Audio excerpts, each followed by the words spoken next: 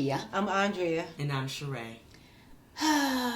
You all are going to have to forgive me. I'm very passionate about today's topic. I would like to talk to you all about the admissions scandal that has rocked the news this week. Let's talk about it. Everybody's talking about it. Everybody is talking about it. Mm-hmm. But it has personally hurt my feelings. And I'm going to tell y'all why. Let me talk to y'all about a little story real quick that really hurt me to my core when this came about. Because y'all know it's before Felicity Huffman, Lori Loughlin, Aunt Becky from Fuller House, who I truly believe all things about Aunt Becky because she's with the Hallmark Channel. So wholesome, so wonderful. Not anymore, she's not with Hallmark, but never mind, go ahead. They cut their ties with her because this whole thing right here, I didn't even know this world existed where people could purchase SAT scores or purchase all kinds of things, admissions, and changing their things to get admitted into the elite schools. All right, y'all, so let me say this. When I was in high school moons ago, I was an excellent student. Y'all, I was an excellent student, okay? I was at the top of my class. You know this. I graduated like 4th in my class, top of my class, okay? So I had one school I wanted to go to. 5 people in her class. No, I'm kidding. Boo to you. I had one school I wanted to go to in my heart was Princeton. And I knew I was getting into Princeton. So do y'all know I only applied for Princeton? Because I was so sure that I was getting in there. But one thing helped me out. I had my interview with the alumni, everything. Those pesky SATs.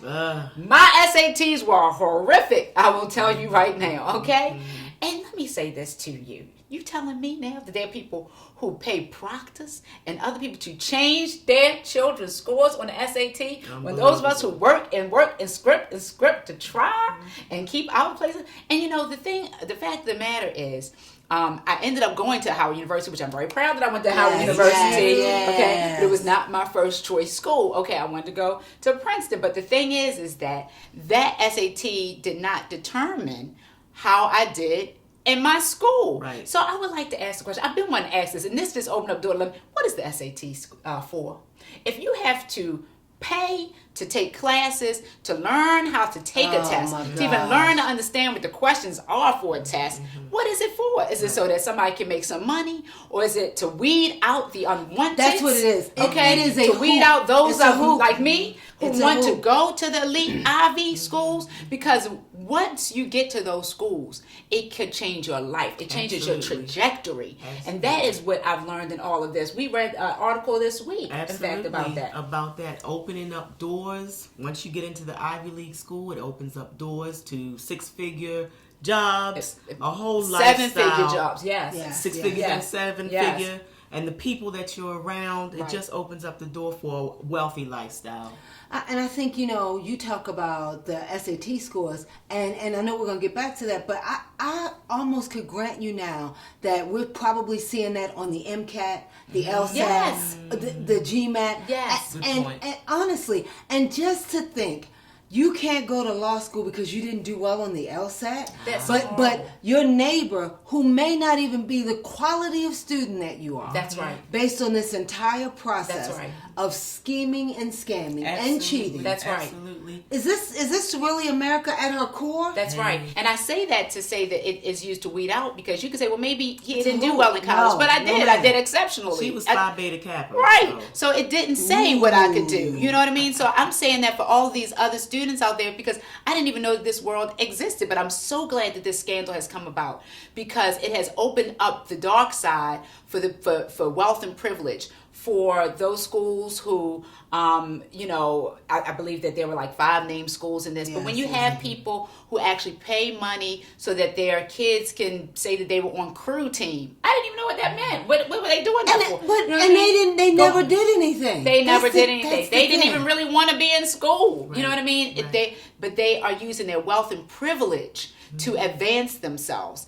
And this is really very problematic. When you have people who are out there who are paid to write people's term paper, papers for their graduate school or for undergraduate school, or for people who actually write your essay that you need to get into your admissions packages to get into these schools.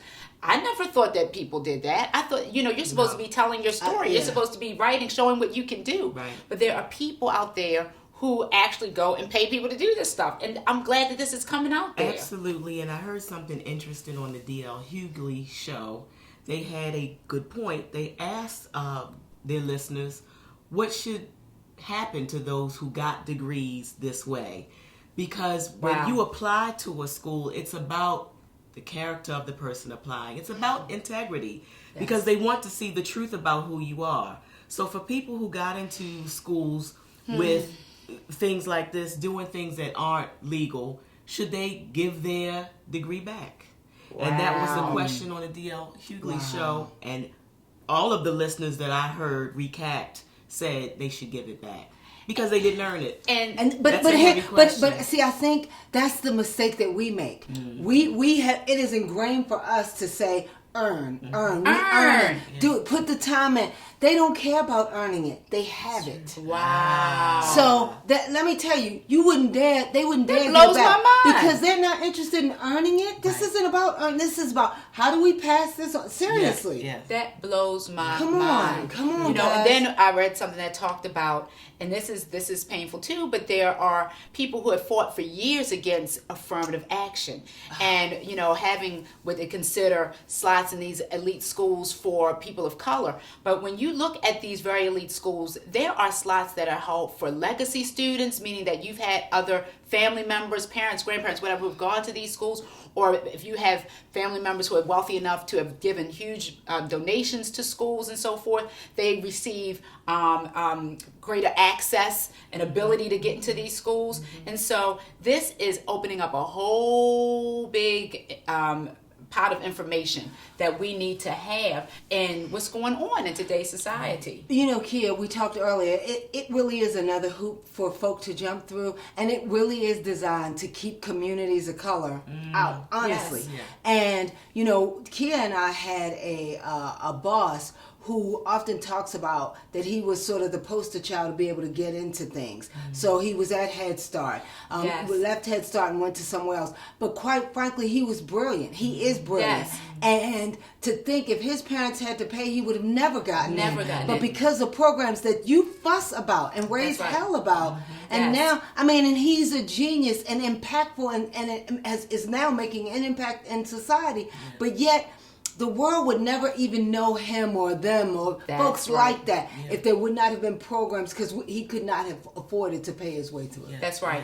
And there's certain pieces of information that some, more privileged communities have that others of us don't have. So I'm going back again to the SAT discussion where another boss that we had, I remember it said to me when my daughter was getting ready to apply for college, he said, Kia, you need to pay for her to take SAT classes. I don't care what you do. You take a loan, whatever. Go to the best people and do that so that she can do well in SAT. Well, I didn't do that. I didn't listen. I should have, because these are the ways in which people get in. But again, why do we support this test where people have to pay all of this money just to learn how to take the exam to get into these places? It is really unfair. He had been taking the exam, preparing for it, taking the PSAT since 7th grade to put this on these children. And when you ask them after that, what did you learn from? What do you know? They don't know. I don't know. You know what I mean? I don't know. But then let's also talk about this student who was in Florida, a young lady, last name Campbell, Camilla Campbell. In Florida, in January, it came out that this young lady, she took the PSAT, got a 900 on the PSAT, which any of you all who know SATs, that's not going to get you anywhere. And so she worked really hard. She got a tutor, she got the book, she studied really hard, and improved her score by, I think, 350 points, something like that. Yes. And when she got when she thought was her scores back, they flagged her test and said there was no way that she could have improved by that amount. Well, why was she flagged? Right. Because she some of these other. Absolutely. Thank you. And here is, and I'm going to let you finish. Here Go ahead. The core of what this is really all about is racism, systemic racism, and how dare you question her who put the time in, who received a tutor, and then really improved her scores, but smart anyway. Right. Right. And how dare you? This is systemic racism at its best. Right. Yes. And I don't know what has now happened to her in her case, but she's just an example of what we're talking about right now. And that other people have not been flagged. But again, I'm so glad that this has come out. No, other people have been flagged that we know about. That's right. That's what I'm saying. She's just an example. Absolutely. She's just an example. I promise you, there are tons of Camillas across the country. That's right. And, That's right. and You're right. what's sad about it, that they don't have the resources to fight back. That's right. So y'all, I pose to y'all a question. What are we going to do about it?